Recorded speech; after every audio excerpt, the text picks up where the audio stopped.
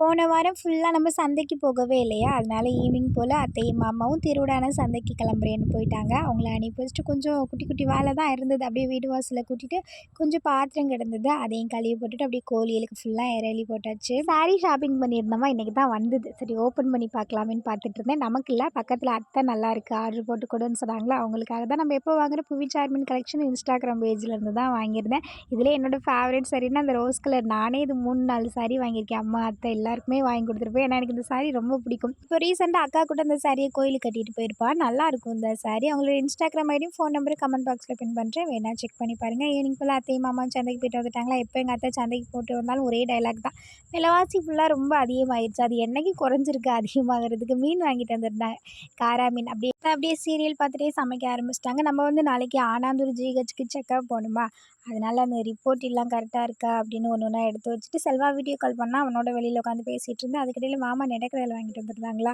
அதை அவிச்சு கொண்டு வந்திருந்தாங்க. சாப்பிட்டுட்டே ஃபோன் பேசுங்க அத்தா அப்படின்னு. இங்கே சாப்பிட்டுட்டு இருக்கும்போதே அத்தை சாப்பாடுலாம் ரெடி பண்ணிட்டாங்க. அதோட அப்படியே வச்சுட்டு போய் சாப்பிட போயாச்சு.